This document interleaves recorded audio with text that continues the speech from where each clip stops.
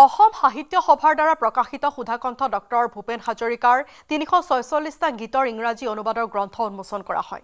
কমল কটকী আৰু লেখক দেৱজিৎ ভূঞাৰ দ্বাৰা সংকলিত আৰু সম্পাদনা কৰা গ্ৰন্থখন কলকাতাৰ অসম হাউচত উন্মোচন কৰা হয়। ডক্টৰ ভূপেন হাজৰিকাৰ জন্ম শতবাৰ্ষিকী উদযাপনৰ সৈতে সংগতি ৰাখি আয়োজন কৰা অনুষ্ঠানত অসম সাহিত্য সভাৰ সভাপতি ডক্টৰ বসন্ত কুমাৰ গোস্বামীৰ লগতে কলকাতাৰ কেইবাজনো গণ্যমান্য ব্যক্তি উপস্থিত থাকে। কলকাতাত অসম সাহিত্য সভাই আয়োজন কৰা ভূপেন্দ্ৰৰ জন্ম শতবৰ্ষৰ এটি বিশেষ অনুষ্ঠানত এই গ্ৰন্থখনি সংছ অফ কনফ্লুৱেন্স ডক্টৰ ভূপেন হাজৰিকাৰ ৩৪৬টা গীতৰ ইংৰাজী অনুবাদ মুকলি হ'ব।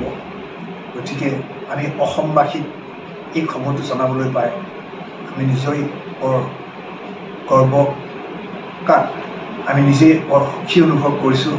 আশা কৰিছোঁ অসমৰ ৰাইজে এই গ্ৰন্থখনি আদৰি ল'ব আৰু এই গ্ৰন্থখনি আচলতে আগতেই হ'ব লাগিছিল, কিন্তু অৱশেষত অসম সাহিত্য সভাই এই কাম হাতত লৈ আমাক দায়িত্ব অৰ্পণ কৰাৰ বাবে আমি তেওঁলোকক কৃতজ্ঞতা জনাইছোঁ।